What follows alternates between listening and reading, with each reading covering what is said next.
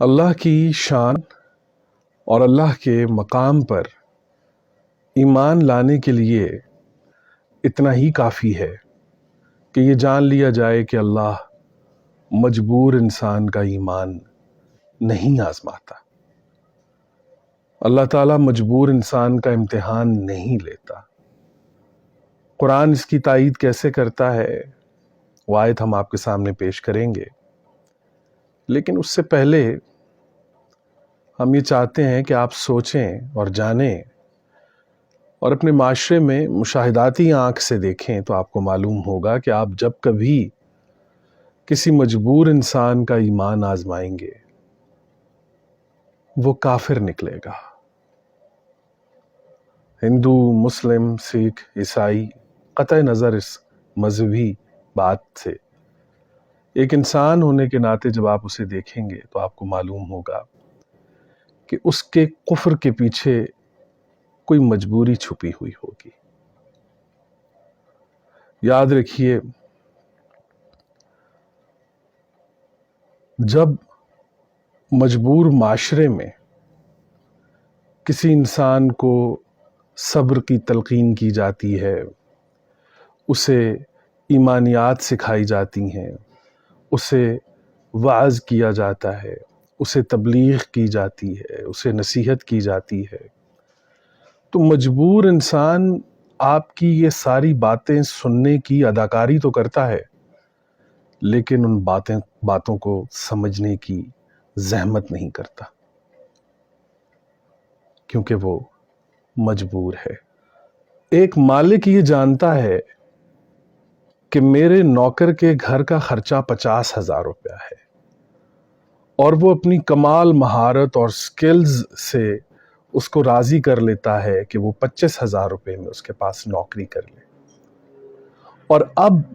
25,000 روپے میں وہ مالک یہ چاہتا ہے کہ میرا نوکر ایماندار بھی ہو، امانت دار بھی ہو،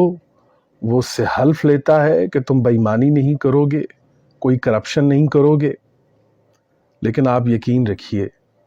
کہ آپ نے اسے ایک ایسی مصیبت کے اندر، ایک ایسی پریشانی کے اندر ڈال دیا ہے کہ اب جب کبھی وہ بے ایمانی کرے گا، جب کبھی وہ کوئی کرپشن کرے گا، کوئی کام کرے گا، تو اس ظلم میں آپ برابر کے شریک ہیں، کیونکہ آپ نے اسے مجبور کیا ہے۔ جب تک آپ اپنے ملازمین کے گھر کے اخراجات سے واقف نہیں ہیں، اس کے گھر کے ماحول سے واقف نہیں ہیں، آپ اسے اپنے پاس رکھ کیسے سکتے ہیں؟ جب تک آپ اس کے حالات سے واقف نہیں ہیں، اس کے گھر سے واقف نہیں ہیں۔ اگر وہ آپ کے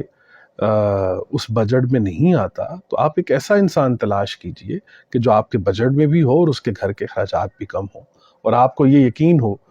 کہ میرے پاس کام کرنے کے بعد اس انسان کے پاس چوری کرنے کا کوئی جواز نہیں بچتا، جھوٹ بولنے کا کوئی جواز نہیں بچتا۔ تو خدارا لوگوں کی مجبوریاں مت خریدیں۔ یاد رکھیں، مجبوری کے اندر ہمیشہ کفر چھپا ہوا ہوتا ہے۔ جہاں انسان مجبور ہوتا ہے وہاں پر کفر موجود ہوتا ہے۔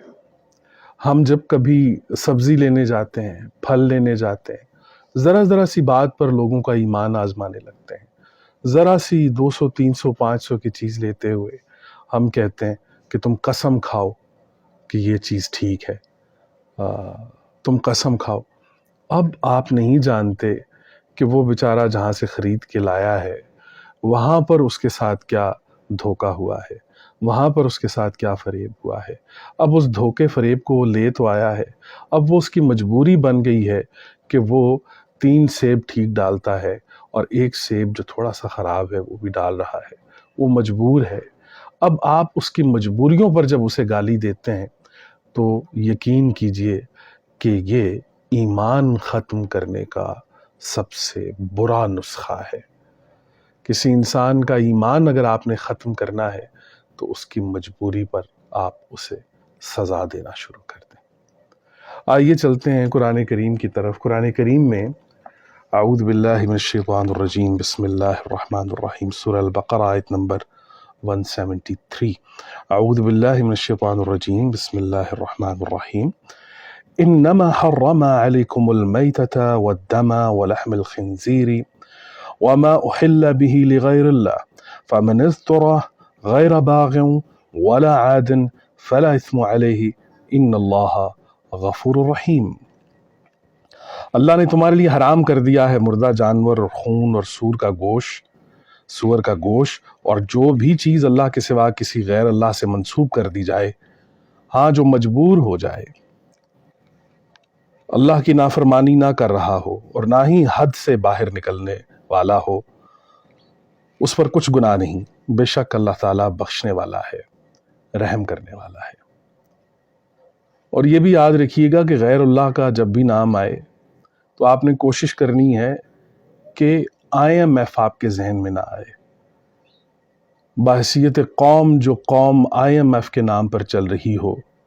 وہ غیر اللہ پر کسی عالم سے سوال کرتی ہوئی بہت عجیب لگتی ہے۔ استغفر اللہ العظیم۔ انما حرم علیکم المیتۃ والدم ولحم الخنزیر وما احل به لغیر اللہ۔ تو اب آپ یہ دیکھیے کہ بتایا ہی جا رہا ہے کہ حرام کر دیا گیا ہے آپ پر مردہ گوشت اور پھر خون اور لحم الخنزیر اور خنزیر کا گوشت، وما احل لغیر اللہ، اور وہ چیز کہ جس پر غیر اللہ کا نام لیا جائے، وہ چیز کہ جس پر غیر اللہ کا نام لیا جائے،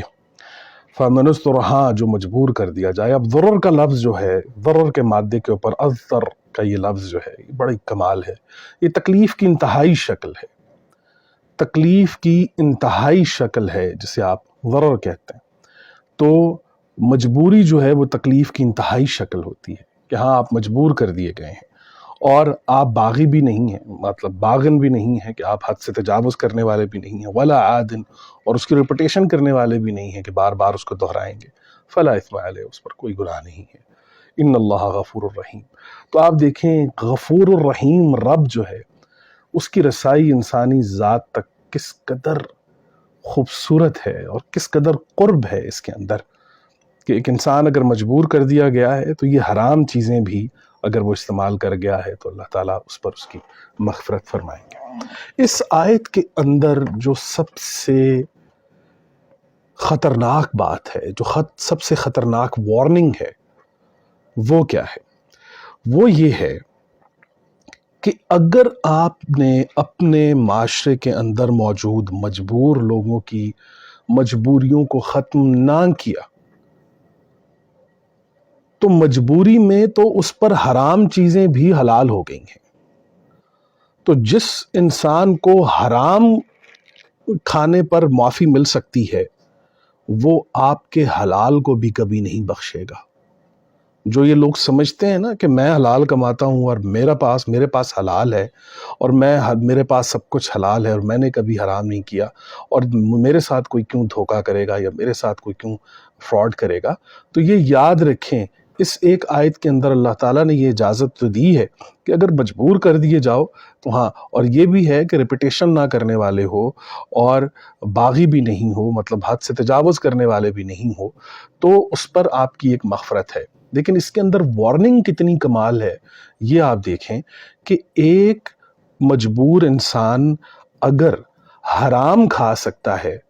تو وہ آپ کا حلال بھی کھا جائے گا۔